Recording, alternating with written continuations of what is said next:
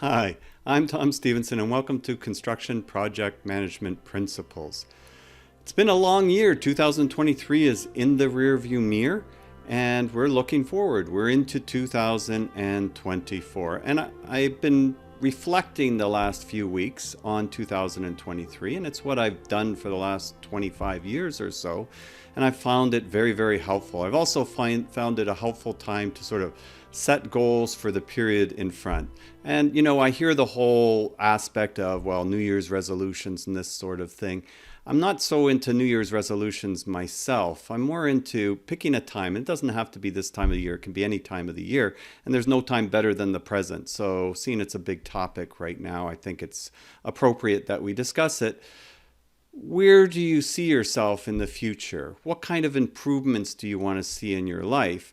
And we can talk about the whole aspect of setting, sort of goals and targets. But I think I wanted to today just sort of discuss a framework or vision for yourself that's kind of very high level that you can remind yourself of things and areas that you want to improve on. And I think if we come up with a process for doing that, that we can remember it on a daily, weekly basis, I think it helps us a lot. I think that's one of the problems. We get caught up in the everyday stuff and we forget about where we're trying to move towards. And sometimes we try to be too detailed with things where we shouldn't be quite as detailed just yet. So one of the things that I've started to think about is it starts with reflection from the previous years. What were your accomplishments? What were some of the things that you struggled with? I'm a college professor in construction management, and I see students, and I often try to get them to do a little reflection paper at the end of the semester if they didn't do too well in the semester, or they need to sort of get something up to a pass. And I find it actually very interesting for myself because it gives me ideas about my own year in the past. But I think it's something that's very, very worthwhile because, what did Einstein say? If you continue to do the same thing and expect different results, that's the definition of insanity, or at least they attribute it to Einstein. It's probably said a thousand times by many people. So I then like to look forward more longer term, and I'm thinking, out 2, 3, 4 years, something a little bit further on the horizon. If you're a bit younger and you're just starting out perhaps in your career or in the process, you might want to be thinking about 5, 10 years down the road where you see yourself positioning to get there, right? So you got to be thinking a little bit longer term. But really, when we're talking about sort of a way of thinking or a vision for 2024, things that you want to really sort of enhance, think about, improve upon, implement, act on, then you really want to break it down to a more medium term. And I think a medium term is 1 year or less. And so break that down where you see yourself long term. And maybe you don't even really have clarity on that. You can probably get yourself a lot more clarity on the medium term if you're not sure yet longer term where you want to be. It shouldn't be crazy detailed, this vision concept. And at the bottom there I've got the bullet, works more like last planner system, less like construction project management, or critical path method is what I really intended to say. Critical path methodology, where you have a project and you try to map it all out with the critical path. And critical path has come under a certain amount of fire, especially from the lean community. It's like, well, you don't really know that much detail yet. And there's a lot of truth in that. So if we're taking it from something longer to something maybe in the next year, that we can easily then adjust to get into the weeds and the details in a monthly basis or semester-based basis if you're in school, monthly, weekly, and then really daily, then that's really, really helpful. If it's something that you can sort of start applying right away in using that methodology. And we can get into that with goal setting and other aspects. But I think it's got to be sort of high level. It's got to be not too detailed and relatively easy to remember. So you need to be able to place it where you'll be reminded. So, of course, you could place it on your cell phone. You could put it into a journal item that you would refer to on a very regular basis. So I think I got it somewhere in here.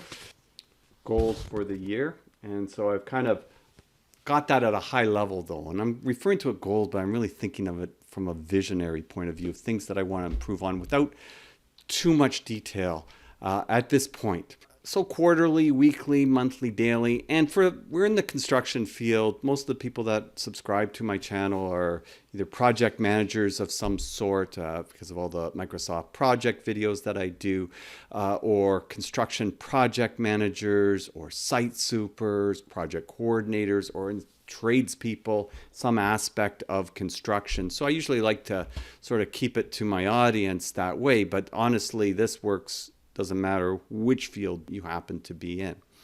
So what I've done for this particular year, just sort of you see that my process here is I was reflecting and I was thinking on things that I need to improve upon and that things that I would like to do going forward to take a little bit more time and to try to advance myself in these particular areas, right? And so I kind of, over the last 2-3 weeks, kind of sort of boundied about a bunch of different ideas and areas that I think I need to make improvements. And I kind of, when I saw the list, I was able to kind of put it together into a framework that I could actually spell something. And I actually had it spell ripple. And for me, there's a lot of discussions right now in the lean construction world, in the critical path methodology world, that, you know, this happens and it just causes a whole bunch of ripple effects. And, you know, you think of the water drop and then how it blows outward and it causes all these ripple effects. We can think about that with construction project schedules when a trade doesn't show up, or it takes a lot longer, or you have to do rework. Then that causes this ripple effect. Right now at my own college, I was just, before I did this video, checking the schedules because we were told that they made a lot of mistakes in them. And so I was seeing, and of course they've moved classes around. That causes some ripple effects for me. I'm sure it causes ripple effects for tens of thousands of students. And, you know, this little thing causes all these other things. So we tend to think of ripple as kind of a negative thing. I'd like to flip it around. And that's another one of those kind of words that I like to think about is, you know, if in doubt, invert. If you're not sure about something, invert. Do it in reverse. And that can be very helpful from that point of view. So I want to think about this as a sort of, if I do these things, it's going to set a course of positive ripple effects for myself. And again, this is something that you can think about. You don't have to use the word ripple. It can be a lot of different things. But I find for me, I don't have to look at these points to remember them, right? Because I've thought about them and I've got them that each letter means certain things to me. And that makes it a lot easier. When you can come up with a framework like that, that makes it a lot easier to remember. Teaching lean construction, where we're trying to add value, eliminate waste, have respect for people.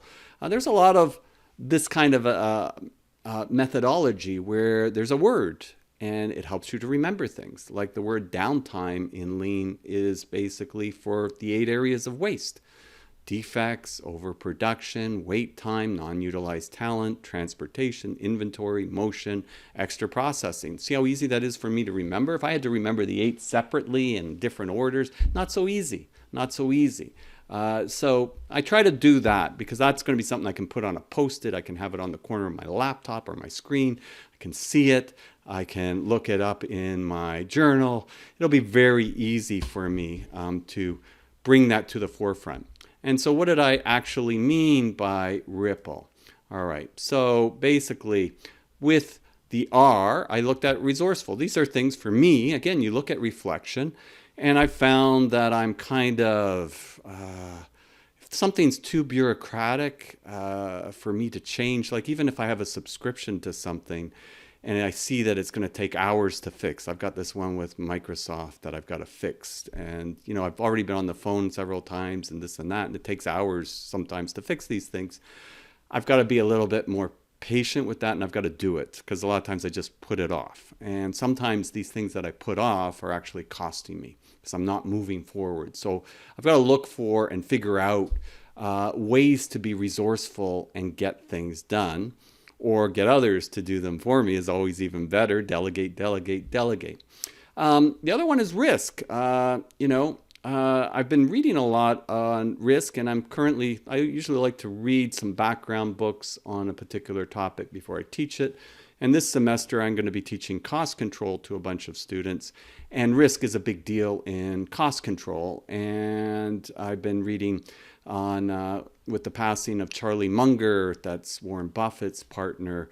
He had this book called Charlie's Almanac, Poor Charlie's Almanac, framed after Benjamin Franklin's Poor Richard's Almanac. And there's a lot of brilliant information in that almanac. It was always very difficult to get.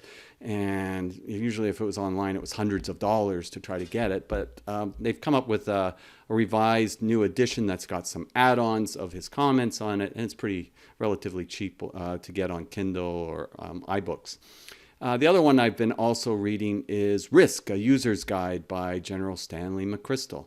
Again, really good points and knowledge. And so that's just thinking about risky things. And one of the things from Poor Charlie's Almanac that came out is, often success is not about the brilliant things that you do. Often it's about avoiding doing dumb things. And so in construction, we can do a lot of dumb things. And it's not about coming up with this brilliant, new, innovative way all the time. A lot of times it's just like, let's not go there because that's too risky. Let's set ourselves up to mitigate these potential risks. And we talk about VUCA and volatility, uncertainty, complexity, ambiguity, and these types of topics in that course that I was mentioning, cost control. I've got a series of videos on that on my playlist if you wanted to review them. But definitely something that I could make improvements on in my personal life with business, with YouTube, with doing a lot of different things where, you can make more effective use of your time and makes less problematic things occur. All right. So then I've got I, which is for innovate and iterate. And of course, this being project management that we're talking about. Well, innovate. The world is changing faster than it's ever changed before. We've got ChatGPT. I'm using it. A lot of people are using it. There's going to be a lot of every kind of software you can think of is integrating AI into it. I see Microsoft is integrating it into Microsoft Project Planning Online or Microsoft Planner Online. So there's a bunch of innovations and new technologies on the horizon. And so then it's really about, well, I don't think I'm personally going to innovate something totally out of the box, but I do think that I can look at things and repurpose them to be innovative from my perspective. So those are things that I'm going to be looking to do more and more of and to advance more and more on. And of course, tied to that is iterating, because most of it probably won't work that well. And I've got to look at the risk side, that I'm not doing too much in that it's taking me away from my main focus. So there's all of these elements that play together. But you do have to iterate, you do have to adjust, you do have to pivot, you do have to be agile, if you want to say it that way. So again, that's just project management 101, and that's critical path. That's the problem with critical path. It's not going to work the way that you thought it's going to work when you actually do it. You're going to have to iterate it as you go along. And that's where having a different framework or system that can actually help you with that, such as Last Planner system in Lean, can be actually very helpful, or having that sort of methodology in your way of thinking. So it makes you much more adaptable and flexible. The P, and the P could be quite a few things actually, but I've stuck with this for myself for this year, positioning.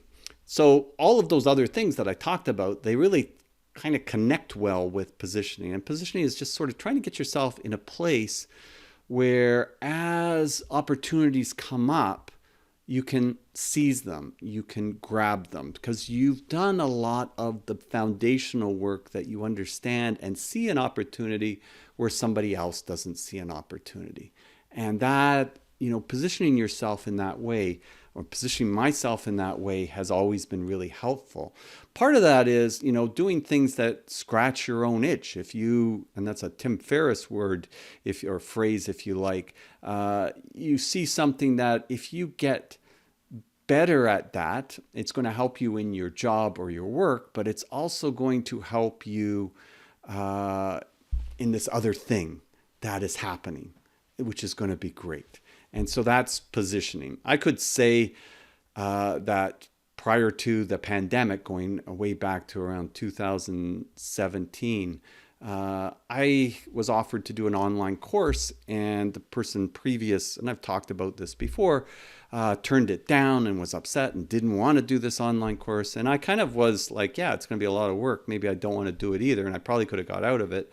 But I thought, this is going to position me well because I've always wanted to do an online course, etc. Never in my wildest dreams did I know there was going to be this pandemic where everybody was going to have to go online, and this would be an opportunity for YouTube and shooting videos and doing all these other things. But definitely it was getting me in a good position. If there's opportunities cross my path, I could seize them. And if you're younger in this construction field, there's going to be a lot of change. Having a good understanding and basis of what's going to happen and how that may impact you, and sort of positioning yourself to take advantage of it, that can really give you an edge going forward. It's not to jump on every new shiny object. It's to do a bit of homework, look at some probabilities, and that ties to risk, right? If you invest in this and it doesn't happen, well, what's the downside, right? And that's the Charlie Munger aspect of not doing dumb things. So, but positioning it can be really, really helpful. And I definitely, as the older you get, the more you have to try to avoid rigidity in thinking and practice. So then that ties to the iteration and the adaptability side. And it also ties to patience. Things take time often. Big things often take time. That's something I'm getting out of the poor Charlie's Almanac, the Charlie Munger book, is that, there is this thing called the miracle of compounding, and it takes a long time to actually see it. But if you're patient about it and you're investing in it slowly over time, then you will start to reap the rewards. And as they come in faster and faster typically. And chilling a little bit. I'm pretty good at this. So the stoicism side, like not getting too wound up and upset about too many things, I'm pretty good at this. Far from perfect, so I could be better on that. And that's tying to that patience side. You want great reference on that, just look at some of Ryan Holiday's stuff that he's got on his podcast, and information and books online, like The Obstacle is the Way. So those are some things that I'm bringing into the coming year. And of course, I always have to have this. I have to practice what I preach, and continuous lifelong learning is extremely important. And so with so much change happening, we have to learn, and we have to be more effective at it. And we have to challenge some of the aspects of things that distract us. And so we have to try to maintain focus. And this ties to what I'm going to talk about with excellence, but it ties to a lot of the other things that we need to, if we're going to innovate and we're going to iterate and all of these things, we have to learn how to do it better. And so learning is very much part of that process. And I try to get better at that, learn from it, and then I try to communicate it with my students over time. I have invested a lot into lean and lean methodologies. While I don't think lean is perfect, there is a lot of improvements I think that can be made within that system as well. The one nice thing about lean is it knows it and it embraces it. And so that's why, big part of lean is the aspect of continuous improvement. But I have to look at it where I can apply it, where it's appropriate to other related processes, systems, and mental models, and how it fits together with some of my thinking on those things, and leverage that knowledge in those particular areas. So that's the lean aspect, where that can come in. Lean, and we're talking about, reduction in waste, doing things more efficiently. We're talking about respect for people, and adding value to the whole equation of whatever it is that we're doing, to the customers, to whoever you're serving at that moment. And then, of course, if we do these things and we tie them together into sort of this network of items that we're working on and we're thinking on and we're applying, it's not just writing it down and thinking about it, it's looking at how you can apply it in a multitude of ways on a daily, weekly, monthly, semester, quarterly, yearly basis. Then that over the long term to multiple years, you can imagine the impacts that compounding will have on these particular items. And so excellence, demonstrate excellence in what you do, saying for me, teach, continuously improve, accept failure as a point on the road to mastery and excellence. So things are going to happen. You're going to make mistakes. I'm going to make mistakes for sure. I constantly do. But embracing those as opportunities, learning points, things to take away and learn from and do better. And as one of my mentors always says to me, don't take yourself too seriously. Enjoy the journey. So don't, everything, you got to lighten up about things. You got to lighten up about a lot of things. Even some colleagues that are newer to teaching and that, they get very tense, the end of the year. And you got to lighten things up a little bit very often.